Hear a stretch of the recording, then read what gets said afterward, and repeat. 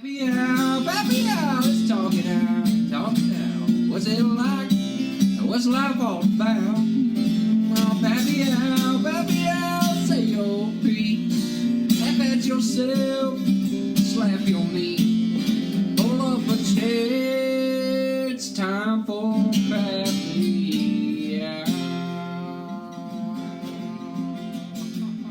Man, Eric, today's episode was fantastic. You brought in Eric. What's his last name again? Eric Boye. Eric Boye. Boye, baby. Fantastic guy. Real estate agent. Loves skiing. Just all around good guy. Father of three. And talked about some of the perils of poor dad choices as well. I mean, listen, we're going to make mistakes and we're going to learn from those mistakes. That's the key, right? It's learning. You've got to learn from those mistakes. And you're not going to be perfect. Absolutely. There are some mistakes you can avoid. There are other things where you're doing your best. And I think that was a really prime example of our discussion today. Yeah. Agreed. All right, let's talk to Eric Boye, right? Let's do it. And that was going to be the the whole thing. It's like John Johnson, John Johnson. Later, you know, as and you know Eric how like Thompson. in a song like they sing something like in the chorus line just like 8 times. Yeah. It was going to be John Johnson, John Johnson, John Johnson, John Johnson, John Johnson. Where does it go from there? What? Where would it go from there? Yeah. At his birthday in the Rockies, leaving my wife with a newborn, John Johnson. John Johnson. Oh, that's right. We did babysit your son too. Oh yeah. Did you guys want me to tell you when we started recording? Because we already started recording. Did you already? Yeah, we already did. Yeah. All right, hey guys, we're already at this. This is great. Just we've got a good friend of mine, Eric Boye here, skier of the world, realtor extraordinaire. And a guy that has never passed up a breakfast that he couldn't attend barefoot. Well, Eric, welcome to our podcast. It is Pappy Hour, baby. Let's do this thing. You know, what's interesting is in those accolades, not one was referenced that I was a good dad. No, not yet. We're gonna. Wow. The proof is in the pudding. We got to. We don't know that yet. I just met you, so we're trying to figure that out. He's known me for a long time. Yeah, that wasn't even something that was even. Were you a dad when you met him? Not quite. No, not yet. I was my wife. So when you've had children as long as I have, you lose memory, and so now I'm trying to think. We met at a Christmas party for SWC Mortgage. Hey, just a shout out to them if they're still around. They're not. No, so they're done. R.I.P. Yeah. And then it was shortly after that you guys were off on your way to Greece. Right. We'd been trying to make kids, which was cool. Make That's them. fun. That's the fun part. Yeah. So you guys were both on board with wanting to have a kid, so you were intentionally trying. It wasn't like we have a kid now. Yeah. No, we were definitely we were at that point in our we'd been married for 2 years, so we were definitely like, all right, let's start a family. Nice. Yeah. And you'd already done like a lot of traveling and kind of like I'm trying to get like a picture of like who you were. Yeah, tell a little bit about before dadhood. What was going on in your life? Well, I mean. I married up in the world. I had this awesome wife, and that's the goal. At some point, I had to, provide something to her that was better than just me, and so. So that was seed. That's what that was seed. So no, we'd done some stuff. We'd traveled, and we'd been married for a couple of years, so we were ready to start a family. Nice. The interesting thing is, it was always a joke as to how our first was born. And can we say their names or? Yeah, absolutely. It's only up to you. Yeah, I don't mind. He might watch this. He'll laugh. Ian was our firstborn, and so Nikki had been trained for this marathon, and she was working through the Leukemia Society, raising money and all this. Anyway, she goes and runs this marathon, and 9 months later, Ian is born. So people are like, so she's like. Completely tired, done, and you just pounce on that, and here comes Ian 9 months later. It was a joke for a long time. Like she couldn't get away. Yes. Okay, that sounds actually horrible. Sorry, ladies out there. Is wow. No, they were like, did you guys do it in the elevator in the hotel after the race? And I was like. But it was literally almost to the day after Wow. the marathon that he was born. So it was pretty cool. Yeah. Look, you guys had like your priorities in order. You're living your life. You're both. So I've heard from Eric that you're a skier and she's Yes. a runner. So you guys are both active, We- athletic people. Yeah, we try to be athletic. Yeah, I bet it was a lot easier before the kids came along, and then probably. Well, that was, that's interesting about that is, fast forwarding in the skiing world. I've coached ski racing for, I don't know, like 30 something years. And I had the privilege of coaching all my kids at some point in their adolescence. And so that was really neat. So we continued that after they were born. That's Yeah. great. That's great. So before you said your first kid was Ian? Yeah. So before you had Ian, before you met Ian for the first time, how would you describe yourself? Like, We were, like you mentioned, we were just active. I mean, I was really new into real estate. I mean, I was definitely in my 20s. We both had careers. My wife was a pharmaceutical rep. I sold real estate. And so we were that dink, double income, no kids. Yeah. And then we went to single income and a kid. jeez. And I think that's something that's just difficult for people to absorb is how do you, if you're both professionals in whatever shape, manner, form, whatever you're doing, how do you make that shift to now it's just on the dad, or maybe it's the mom who goes back to work after, maternity leave, what have you. Yeah. But that's, someone's not in every family do you have that luxury of someone staying Sure. home. Right. But we made that decision. Okay. And in the real estate world, it's commission only. So Yeah.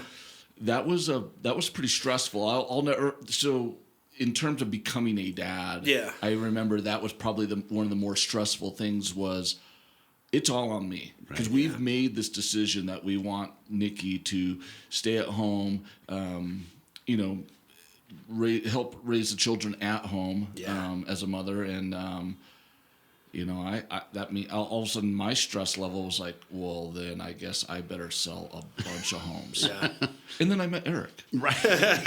John Johnson, a.k.a. Yeah. What sort of hopes did you have initially when you find out Nikki's pregnant, you're going to be a dad, she's going to be a mom? What were you thinking internally or even externally? What were you, was there an expectation you had about the kind of dad you would be or the kids you hoped or how you would raise them? No, you'd asked that question or talked about what we'd be kind of slightly chatting about here. And so I thought about that. And I think myself, and I think a lot of dads, parents, probably more dads than moms, are very naive into what you have this expectation. So that was what you just asked. It was like, what were you expecting? And I don't know if we know what to expect. Yeah. Good. And I think the most honest answer is all I wanted was a healthy child. Okay. Yeah. And that is out of your control. You have so your wife is she's carrying the baby for 9 months. And what can you do other than support her and cross your fingers and hope that your child is healthy? Yeah. I mean, it's really the beginning of a lot of moments of feeling helpless. Right. Completely helpless. Right. Yeah. Yeah, they seem to add up once the baby shows up. It's like there's more and more of that helplessness. But again, that's like something that we're trying to teach our kids as they're growing up is like, even as Stella is only 15 months, I'm just like, there's so much that's out of your control. I want to create a space that is like solid and steady where you can learn how to deal with the unexpected things that are coming your way. Like for her right now, that's, I lost my balance and I just wailed my chin on this coffee table. Yeah. Right. Yes. But then your kids get older and I'm sure they deal with it. Oh, the stitches just get longer. Yeah. Bigger. You add them up more as their more skin is torn up. Was there anything that So you had this hope of, gosh, I feel helpless with certain things, but as you were saying, you just hope that you have this healthy child and it's out of your control. Was there anything that you maybe took from how your relationship with your own father, did that help at all? Or was there something you were like, I want this, I don't want that? Yeah, are you guys close? Was he there around when your kids were born? So I would say we're close, my dad and I, but he was blue collar truck driver, so Yeah. he was gone a lot. Yeah. But what I remember is when he was home, he was just your typical guy's dad. Yeah. He was all blue collar. Sure, yeah. I'm gonna, when I got older, I'm gonna teach you how to change oil in your car. Yeah. I'm gonna tell you what not to do. Yeah. So I don't think I tried to be like my dad at all. Yeah. Even the telling, don't do this because I've I done think this. that's just a natural instinct of fatherhood. Is Sure. like telling them what not to do. Right. Well, and if you just watch Eric Thompson, you'd probably know definitely don't do that. Yeah, you've been an example of many situations in our family's life of did you see that? Don't do that. Don't do that. And he's old. But no, but I do think I think I look at myself at that time and it was like, well, clearly I was brought up to be in this position right now, so clearly my dad did something right to make me want to be a dad. Totally. Because if it would have been horrible, maybe I would have been like, sweetie, kids, my childhood sucked. I don't want to do that to someone else. Right. Yeah, it's all relative. I mean, I think I've said it and I've heard it said a ton that our parents did the best with what they had, and That's sometimes the truth. it can feel like a cop out, but it's a total truth. Oh, it's a total truth. And you recognize it more over time. Yeah. So now with my kids being young adults, I really realize that, like, boy, I did all I could. Right. Yeah. And back to that healthy, your role, if you want to call it that, is to keep helping them stay healthy. Yeah. Provide roof, education, opportunities, but you don't have any control over the outcome. Right. And that's, I think, the hardest thing. Back to before they're born, you don't have any control, and you want them to be healthy, but you don't have any control if they're born with a defect or this or that. I mean, those were just like, as someone who'd never had a child, you read about all the stuff like, well, what if they come out and this happens or this happens? Or I read I was listening to your last. I'm actually so talented that I can read your radio. What do they call that? Synesthesia, where you can see sounds. Yes. But no, I remember the gentleman talking about his daughter having like some suction thing that he thought she was going to have this huge birthmark. Yeah. Right. Yeah. So your child born, you're like, is everything okay? Right. And I think that doesn't stop. Right. Like, they go off to school. They go on a bike ride down to their friend's house. Gosh, and they come back, and you're like, oh my gosh, you're okay. Okay, Yes. that's The relief. yeah. So well, let's go back then. Let's go to that birth. Like you're saying, I would love to see, it's like, gosh, I hope healthy. Take us to the Nikki's like, okay, it's time. We're gone. Let's go. We're doing this. Well, I remember that. What is my role? My role was to like leave the house, have the house prepared. Yeah. Just make sure I didn't leave the iron plugged in. I mean, Right. like, she'd done everything. I mean, my job was just to drive her there, get her there safely. But yeah, it's the emotions are running higher. Like, okay, sure. it's go time. It's go time, and I'm in no control. Like you're it's like, I don't know if there will be any skiers listening to this, ski racers, what have you, but it would be like going out of the starting gate and going, I'm going to go down this course. And you know what I'm going to do today? I'm going to close my eyes the whole time. So yeah, good luck. That's what it felt like. Yeah. That's a great metaphor for how love it. my experience has been so far. Yeah, So, or I'm going to ride my bike, and today I'm going to close my eyes. And I'm going to take my hands off the handlebars too. Yeah. Yes. Why not? And just hope for the best. Yeah. Totally. So you guys, do you have a plan going in? Did you want it to be like, I know we wanted it to be like in the birthing center and like natural and like have, and we ended up having a C-section. So how did your story we went go? kind of the, your typical normal route. We were going to the hospital, here's one thing. I hope our future generations are getting away from this, but social media. There's no reason to have a video camera. Yeah. I mean, we did. Yeah. And Sure. and I'm not shaming anybody. No. Right. But I don't know that we've ever watched it. I don't know if we want to watch it.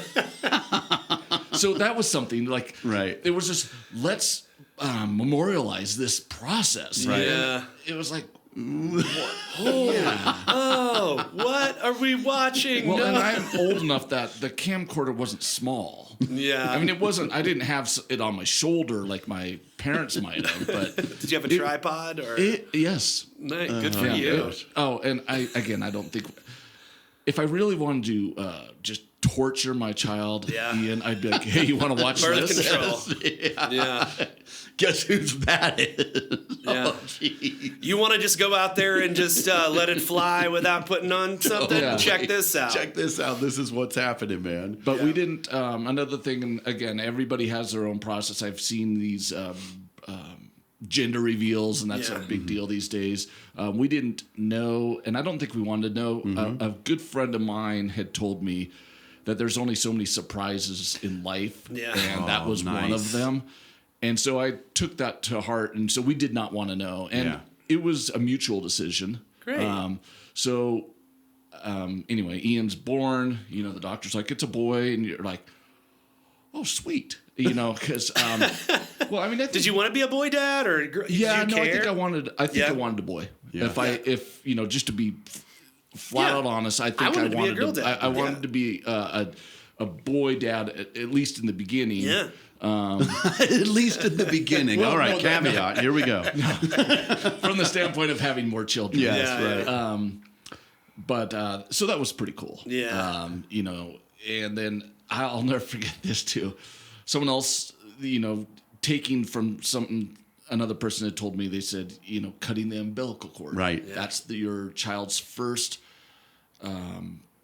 moment of life. Right. Because before that, even though they're out of the womb and they're still connected, they're still at one with mom. So cutting the umbilical cord is their first step of independence, is what someone had said. Interesting. That's Nice. that's beautiful. I like that. Well, I'll take beautiful and I'll add some humor to it. Right. So they gave me these scissors, and I'm like, and anybody who hasn't had a child, you think it's just like cutting a little string.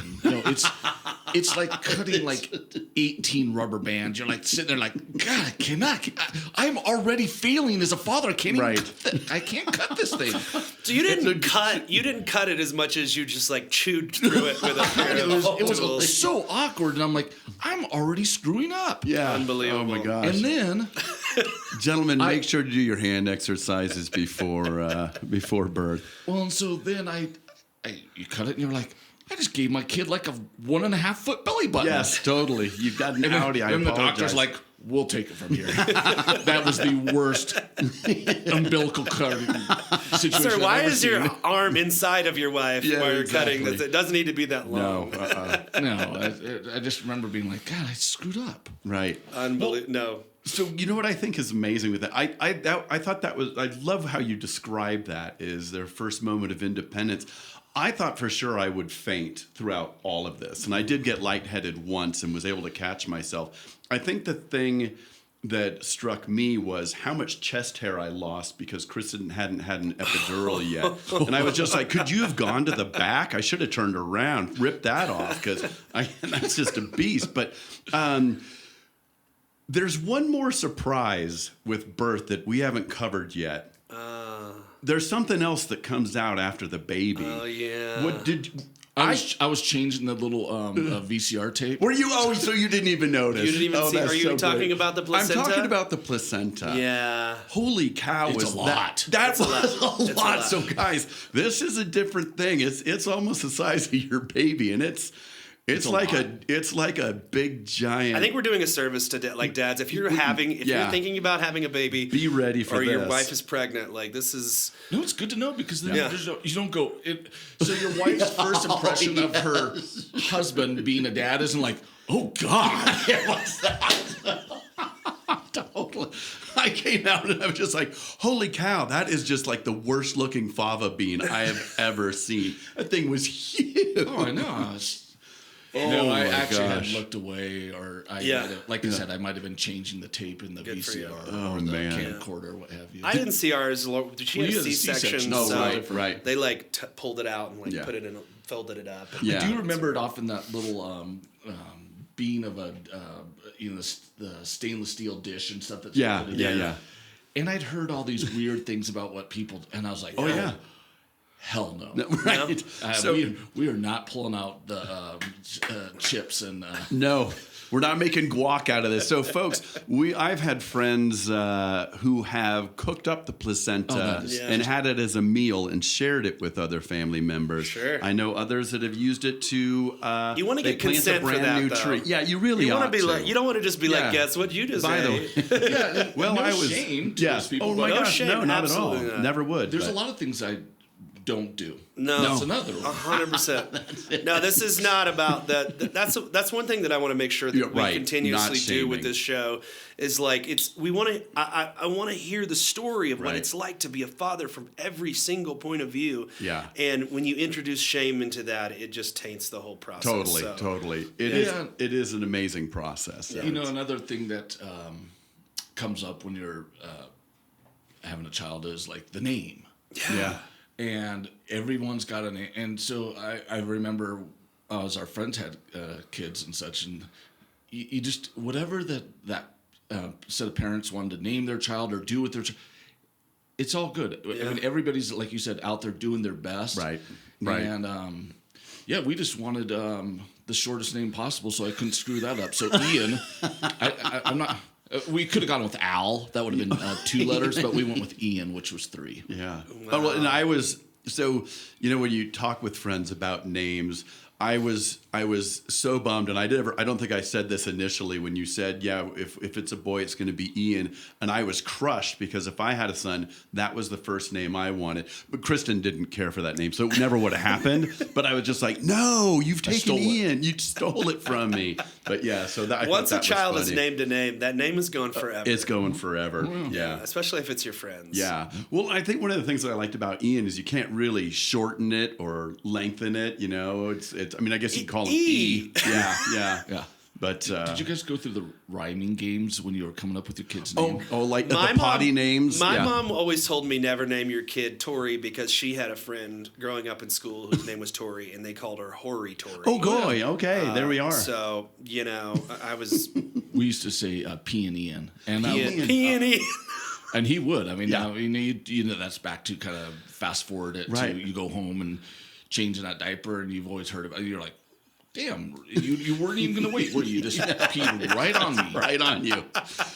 You do that game of like the one diaper and you're like, switch it over. You were mentioning something. I don't know if we did have it already turned on or not, but there's something that, was it Nikki told you to say, or what did she say or you say when you were leaving the hospital? What was this is are we going down this path? We're going. I mean, if you're comfortable, we're comfortable. Yeah. So when your wife has had a child and you're coming home, well, one, have a plan. Sure. So I mentioned earlier that I was, and I still am, a real estate agent, and so our house was for sale. In case you're looking for a house. Right. No, our house was for sale. That's right. What? Oh, yeah, I was selling my now. house while my wife is, pregnant and then in labor, and all of a sudden I'm at the hospital, and geez. I don't remember what the notification process was back then, but someone was looking at our house to purchase, which is what you want. Right. Yeah. But not on the day that you're bringing your wife home. Not when you're going home. And so this is kind of ironic that we're here at Flipside because we lived right basically across the street over here. There's this little subdivision over there, and that's where we lived at the time. Right.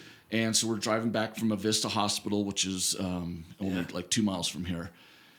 And I'm thinking, in real estate, when someone's looking at a house, it doesn't take more than 15, 20, 30 minutes, what have you. So I was like, it'll be fine. Here it comes. So we pull up to the driveway, and there's a car in our driveway. And I'm like, oh, well, that's kind of cool. That means they're still here. They're interested. And Nikki is like, she just wants to go home, lay in bed with her baby. And I'm like, we can't go in there. Okay. You cannot go in then there. I'm thinking, well, they've got to be close to being done. So we'll just drive around the block in the neighborhood. Oh, boy. They're still there. So we do this twice. Yeah. They're still there. And so I'm actually in this multifaceted level of excitement. I'm bringing my firstborn home. Someone wants to buy our house, I think. And my wife's starting to get pretty frustrated. Yeah. And so I'm like, all right, let's just... She just pushed your child out of her body. Totally. And so I'm like, well, let's just go. We'll drive back. I had all these different places we could go to buy time or to stall. And at one point, she's just like, can we just go home? And I'm like, and this is what... Everybody write this down. This is what you do not say. You don't look over your shoulder because my wife's in the back seat and go... Boy. Stop being psycho. No, you did. We were trying to sell our house, sweetie. Ladies and gentlemen, how that kept going. Look, you at your current age we are right still now, married. you know, that's good. Right. Yeah, because How? I don't know how. I don't know. She loves you. She loves you. And, At that moment, she did not. Okay, No. sure. Yes. Oh my gosh. Yeah, you never tell someone that. And we've actually never come up with the exact word. We were talking about this. She's like, did you call me psycho? Did you say it was stop being so weird? And she was like, no, it was 2 syllables. She's like, I'll never forget it was 2 syllables. Psycho. Psycho. And I remember because I had to turn my head because she was in the back seat with the child, the child car seat that has to be in the back seat. And I don't know I don't know what. Can I swear on this? Yeah, of course. I don't know what the hell I was thinking. Yeah. I mean, that is the stupidest thing a newborn father Oh could boy. do. Yeah. So, But you were in your 20s, right? Right. I don't know. Now if you that's might an be in your excuse. 30s. It's not an now. excuse. Right. It's not an excuse. It's not an excuse, but it is an explanation, right? Right. Here's the thing: is like when you're young like that, you at least for me when I was younger, I was selfish. I didn't have self-awareness. I lacked a lot of I lacked more empathy than I had. I think becoming a father in my 40s changed the way that I cared for my wife through the process. Right. And it doesn't mean that, and again, it's not about shaming guys who are in their 20s or even shaming you for saying, Can you stop You're a being psycho? Well, so the whole thing was, I was like, how can she not see the positive of this? Yes. And back to you're naive. Right. I didn't see the big picture. I don't think I saw any of the picture. Yeah. Right. Yeah. You but were anyway, focused on, you were like, I am, because you also had the weight of like providing for your family. I was just Right, going to and that's say what I that was saying. I was exactly, like, right. Sweetie, this is my first step in providing. Yes. Selling this house. Yeah. Oh my gosh. Yeah. Anyway, it's stupidest thing. You could have done it better. You didn't. That's okay. Yeah, well- You were a cautionary tale for the rest of the guys. out there. Totally. Yeah, Totally. if I could save one marriage and create one That's so step great. towards better fatherhood, Yes. It's worth it. be cognizant of what your wife might be going through Yeah. as you're driving home from the hospital. Yeah. Be massively empathetic. Be whatever she wants is what you do. What you got Yeah. it. Because again, when we think about how do we support our spouses during this time, step one, don't call them psycho. That's a big step. Right. Yeah. And maybe don't go to baseball games either with your buddy Eric Thompson. Yeah. And So this is the story I heard about before you got here. So yeah, give well, us a little bit of we're now this. talking about how to support your wife and the newborn. And Eric, you're going to go 0 for 2 here, buddy. Yeah, we're in the episode of Let's Pile on It.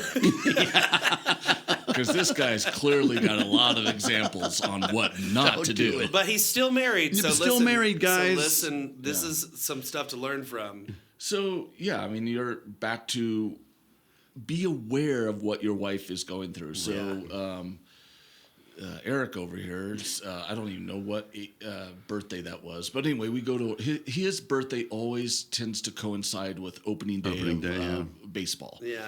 So we go down to Rockies Field, and we had some libations. With Sure. a few. Well, and because we were in a luxury suite that somebody had invited us to. It was a real estate It was a thing. real estate thing. You know, and- where they like, sponsor something. yeah. Or this And I believe we purposefully got there a couple hours early. we did because Eric had not had a child yet. So No, he was not the best, wingman. Yeah. Yeah. In this situation. But anyway, we had a lot. And We did take the bus, folks. Rocky's Ride will get you the to and from each game. right. And so we get the bus back, and it is still, it's not. How old is your that- kid at this point? Oh, he's only A month and a half? Also, April. Ian was born in February, so February, March. Yeah, 3. Not even 2 months. Yeah, 2 months and a week, maybe. Maybe. Sure. So and people who haven't had children, that is a challenging time. They cry a lot. They go to the bathroom 28 times a day. Yes. They just need a lot. Right. And if they need a lot, that means someone has to provide a lot. Right. So that means my wife, and Yeah. if she's watching, none of this is going to matter. I'm not off the hook. Right. No, sure. She's just going to be like, yeah. That's he's, true. He's Yeah. still screwed up. Continue, go. Yeah. Go. So, we get back to Eric's place, and I'm happy. You're happy. Very, yeah. You were drunk. Yeah. You were drunk. Yes. I'm a happy pappy. Yeah. Happy Pappy. Oh my gosh. And so Eric's wife says, I should take you home. Yeah. Oh. Because I was passed out now in the chair, so I Oh, wasn't even no. available. So at this point in time, back to not being cognizant of raising a child as a mutual couples thing. Like Yeah. we both have to do things. I was training for the Boulder, the Yes. 10K running race in Boulder, and so I thought all of a sudden, as we're driving from Boulder over to Superior, Colorado, which is about, call it 10 miles at best, I tell Kristen, pull the car over. I think I need to train. Yeah. I'm gonna run home from here. And she's like, I'm not pulling the car over. I'm like, no, pull it over. I was like, that'll help me out. Actually, I'll sober up and I'm gonna accomplish 2 things. I'm gonna get some training in. Yes. I'm gonna sober up. And she's like, and her being, aware of both what Nikki might be going through, Right. and just being a functioning an adult. Yeah, sure. Yes. You got to have those in your life. I'm driving you all the way. And so then we get to my house, and I walk in, and I'll never forget the look on Nikki's face. It was just like this, the anger, but she can't express anger because she's holding a baby. Sure. dear. So I'm going to get in trouble for this too, because I never learned. But this was her mistake.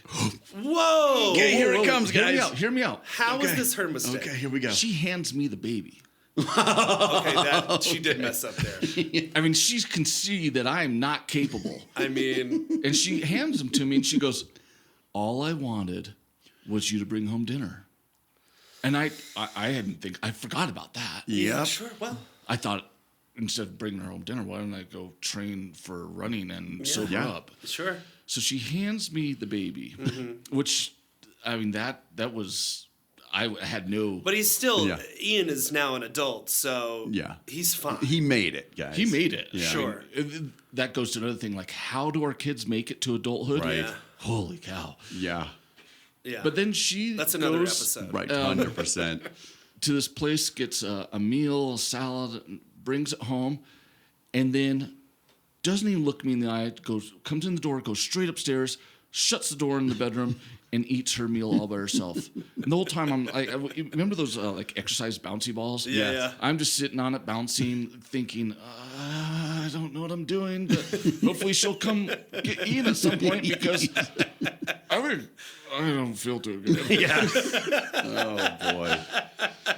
So that was month 2. Well, Yeah. good for But you. you know Like we what? said, your kids are still alive. Yeah, so. and more importantly, you still guys married. acquiesced to have 2 more kids. So Yes. obviously So- you began to do a lot she more forgave correct. you some at some point. Yeah. Well, so that's another thing I thought about in fatherhood, parenthood, what have you, is you have very short-term memory. Yeah. Because another thing that someone once told me about kids is they go through cycles. Like whatever they're doing right now will end in 3 months, and they're going to start doing something totally different. Yeah. Right. And then another 3 months, something totally different. Yeah.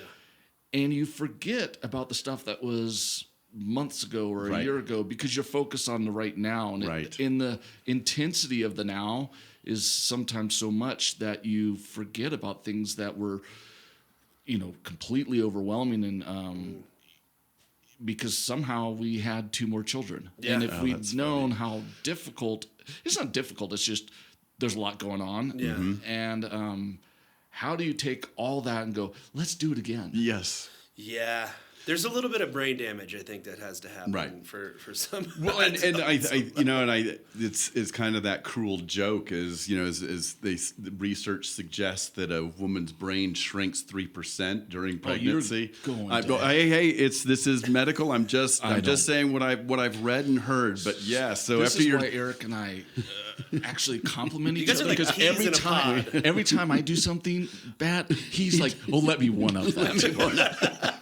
Well, you don't let Exactly. your friends drink alone, and you don't let them just say dumb shit about it. Totally. Well, dude, you've bestowed a lot of good information today. Yeah. I really appreciate you being here. As we always ask our guests, you have a dad joke that maybe you've heard or could come up with just on the cusp? Yeah, I have one that's back to my skiing background. Yeah. What do you call a skier who breaks up with his girlfriend? I don't know. Homeless. Oh, all right. We've got the bang. There you go.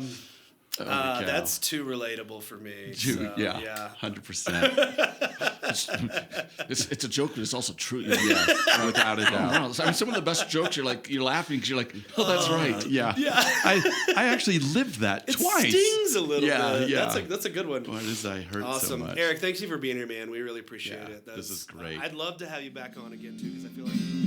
You only get one spin around this rock. You only have so many days until it stops. And how you show up for your kids, well, that's your superpower. You might not know it now, but this is your Pappy Hour. Pappy Hour, let's talk it out. What's it like? What's life all about? Oh, Pappy Hour, say your piece. Laugh at yourself, slap your knee.